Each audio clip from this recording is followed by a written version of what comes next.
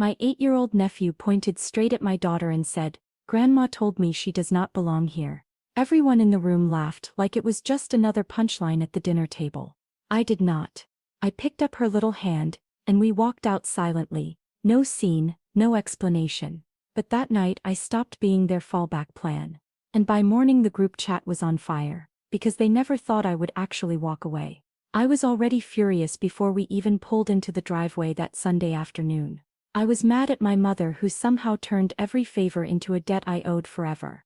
I was mad at my sister Rachel who treated me like her personal ATM while still managing to act superior at every family gathering. I was mad at my father who never lifted a finger to help anyone but always had an opinion about how things should be done. And I was especially mad at my husband Mark, sitting quietly in the passenger seat, pretending not to notice I had not said a word in 20 minutes. I hated the way he let them treat me, the way he stayed silent when I came home exhausted and angry, the way he would say just let it go whenever I told him about the things they said behind my back. I hated that I had to drive to this dinner myself again because he always claimed he was too tired, even though I work 12-hour shifts at the hospital while he works from home. It was supposed to be a small birthday dinner for my father, just family, same faces, same fake smiles. My mother would serve her dry pot roast that everyone pretended to love. Rachel would arrive late, but still manage to complain first about traffic from her side of Denver. Her kids would run around like nobody had ever taught them manners. I did not want to come, but my daughter Emma asked if we could go. She had made a card for her grandfather, drew it herself with those expensive markers I bought her for Christmas. The moment we walked through the door, the energy hit me like it always did. Dismissive, cold. My mother barely looked up from the kitchen. Rachel gave me that look she always gives. The one that says she is doing me a favor by tolerating my presence. My father nodded from his recliner like I was just another guest. Emma asked where she could sit. Nobody answered. I pulled a chair over for her at the dining table. Nobody helped. Then it happened. My nephew Tyler, the one who repeats everything like a trained parrot, stood up on the couch, pointed right at Emma, and said loud enough for everyone to hear, "Grandma says she does not belong here." They laughed. Not uncomfortable laughter. Not nervous chuckles. Actual full-throated laughter. Like humiliating my daughter was the highlight of their evening. Emma blinked, trying to figure out if she had done something wrong. Her little fingers gripped the edge of the table. I did not flinch. I did not argue. I did not give them the satisfaction of seeing me break. I stood up, took her hand and walked out. No door slam, no dramatic exit, just silence. We drove home without speaking. I tucked Emma in and told her we would do something fun the next day, just the two of us. She nodded and went to sleep without asking any questions.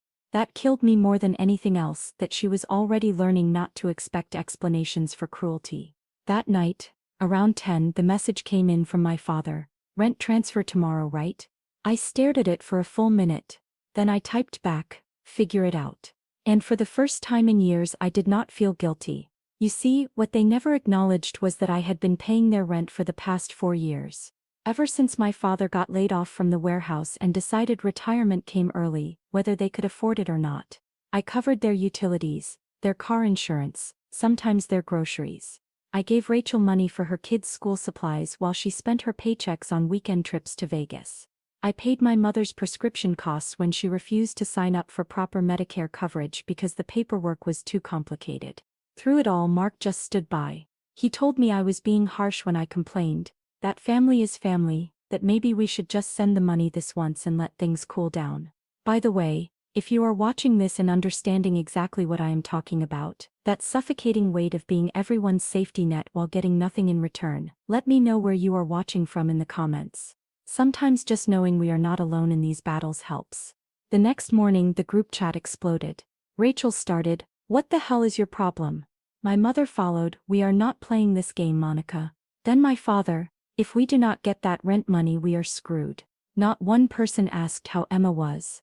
Not one apology, not one acknowledgement of what happened. Then came the guilt tripping. "You know we count on you." And the entitlement, "You make more than all of us combined." And finally the threats. "Maybe it is time we stop helping you too." Helping me? What help? I wanted to scream. I wanted to list every single sacrifice, every late-night transfer, every time I said yes when my whole body was screaming no. Instead, I walked into my home office, opened my laptop, and started documenting everything. Every transfer, every check, every favor, every emergency that was not really an emergency, but somehow still required my credit card. The Excel sheet filled up fast. $47,000 over 4 years, not including the smaller stuff I never tracked. It was ugly seeing it all laid out. But it was also liberating. Evidence, proof that I was not crazy or selfish or overreacting. Mark came in while I was typing. He said they did not mean it, that I was taking things too far. He said Emma would get over it. I asked him if he thought our daughter deserved to be treated like an outsider in her own family. He went quiet. Then he said, "Can we at least talk about this rationally?" I looked at him and realized something. He was more worried about keeping peace with them than protecting us. Always had been. By Sunday, my mother had tried calling from 3 different numbers. She left voicemails acting confused, like she had no idea why I was upset. No mention of what Tyler said to Emma, no apology, just her usual "I do not know what you want from me" routine. Then Rachel posted on Facebook some passive-aggressive nonsense about how some people only pretend to be family when it benefits them. She followed it up with a carousel of photos from that dinner, carefully cropped to exclude me and Emma from every single frame. Monday morning, my father texted twice before 8. The first message, "If you are done helping, just say it." The second, "Do not forget who changed your diapers." I actually laughed out loud at my desk.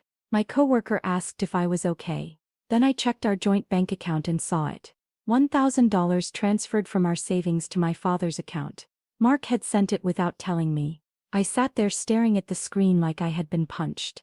It was not about the money, not really. It was about the betrayal. He saw me drowning and handed them another anchor. That night, after Emma was asleep, I confronted him. He was on the couch scrolling through his phone. I asked why he sent the money. He said they were desperate, that it was just this one time, that I was being vindictive. I reminded him what happened at dinner, how nobody stood up for Emma, how nobody even asked if she was okay. He said it was not that serious. Not that serious. I slept in Emma's room that night. She did not ask why, she just scooted over and made room for me like she had been expecting it. The next morning I made some calls. First to the utility company, removed my name from my parents' account. Then to their landlord, informed him the rent would no longer be coming from me. He asked if I was sure. I said absolutely. Then I texted my mother, "No more rent, no more bills, no more explanations." She called immediately. I declined. Then came a text. "You are really going to let us go under over a child's comment?" A child's comment, that told me everything. I blocked her. By Wednesday my father started messaging Mark directly, said I was being irrational, that I was emotional, that Mark needed to handle his wife. Mark read the messages to me like they were some kind of peace offering. I asked if he agreed with them. He said they were just worried about me. I told him the truth, that I was tired of carrying everyone while being blamed for everything, that I could not keep living like this, that if he could not support me fully, then I could not stay married to him either. He looked at me like I had slapped him, but he did not fight for us. He just said, "Okay," and walked away. That told me everything I needed to know. If this story is resonating with you, if you have ever had to choose between your own peace and everyone else's comfort, consider hitting the subscribe button. These stories need to be told, and I have plenty more to share. Thursday evening my sister tried a different approach. She showed up at my work. Security called up to my floor asking if they should let her in. I said no. She waited in the parking lot for 2 hours. When I finally came out, she was leaning against my car with tears in her eyes. The performance of her life. She said Mom was not eating, Dad was not sleeping, that I was tearing the family apart over a misunderstanding. A misunderstanding. I asked her one question. "Do you think Emma belongs at family dinners?" She hesitated, just for a second, but it was enough. She said, "Well, she is not technically." I did not let her finish. I got in my car and drove away while she was still talking. That weekend I took Emma apartment hunting.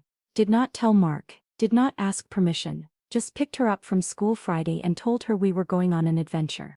We looked at 3 places, small but clean, nothing fancy, but they faced parks and had good schools nearby. Emma picked the one with the yellow kitchen because she said it looked happy. I signed the lease that day. When we got home, Mark had packed a bag. Said he was staying with his brother for a while, said he needed time to think. Emma asked if it was her fault. Daddy was leaving. I knelt down and told her the truth in words she could understand, that sometimes grown-ups grow in different directions, that it had nothing to do with her, that she was perfect exactly as she was. She hugged me and said, "I like it better when it is just us anyway." My heart broke and healed in the same moment. Monday morning I filed for separation. My lawyer, a woman who had clearly seen this story before, said I had one of the strongest cases for full custody she had ever seen. The documentation helped. The fact that Mark never fought for Emma in any meaningful way helped more. He signed everything without argument, agreed to supervised visits twice a month, did not even ask for more time. The financial untangling took 3 weeks. I closed joint accounts, canceled credit cards, removed myself from any shared debts except the mortgage, which we agreed to sell. The house sold in 10 days. Denver market worked in my favor for once. My family found out about the divorce through Facebook. I did not announce it. Someone from Mark's side must have mentioned it, and suddenly my phone was flooded with texts from numbers I had not blocked yet. "Now look what you have done. This is what happens when you put pride before family. That poor little girl needs her father." That last one almost made me respond. The same people who said Emma did not belong were suddenly concerned about her needing a father who never stood up for her. I blocked them all. We moved into the yellow kitchen apartment on a Thursday. It was raining and the moving truck got stuck in the alley, and we had to carry boxes through puddles. Emma splashed in every single one, laughing like I had not heard in months. That night, in our new place eating Chinese takeout on the floor because we had not assembled the table yet, Emma said something that stopped my heart. "Mom, my chest does not hurt anymore." I asked what she meant. Before at the old house my chest always felt tight, like I could not breathe all the way. But here I can breathe. She was 7 years old and had been carrying anxiety in her body that whole time. I had been so focused on my own pain that I missed hers. That weekend I enrolled her in a new school using only my name, listed only my phone number, put only my new address. The secretary asked about emergency contacts. I gave her my friend Lisa's information, the only person who had supported my decision from day one.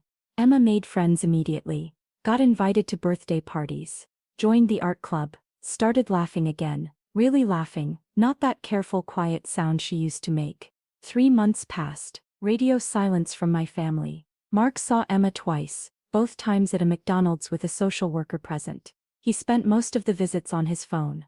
Emma stopped asking when she would see him again. Then out of nowhere my cousin Beth called. The only decent person in my extended family. She said there was something I needed to know. My parents had been evicted. Rachel's car had been repossessed. They were telling everyone I had abandoned them in their time of need, playing the victims to anyone who would listen. But here was the interesting part. My father had apparently been gambling online for 2 years. My mother had been sending money to some overseas romance scam. Rachel had not had a job in 6 months despite telling everyone she was working. They had been bleeding money long before I cut them off. I had just been the band-aid keeping them afloat. Beth said they were now staying with various relatives, wearing out their welcome one by one.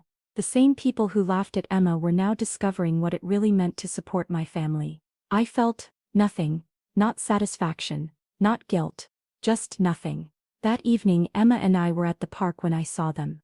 My parents, looking older and smaller than I remembered, sitting on a bench across the playground. They saw us. I know they did because my mother started to stand up. I picked up Emma and walked to the car. Not running, not panicking, just leaving. Emma asked who those people were. I told her they were nobody important. She said okay, and asked if we could get ice cream. We got ice cream. If you have made it this far in my story, leave a heart in the comments. It means more than you know to share this journey with people who understand.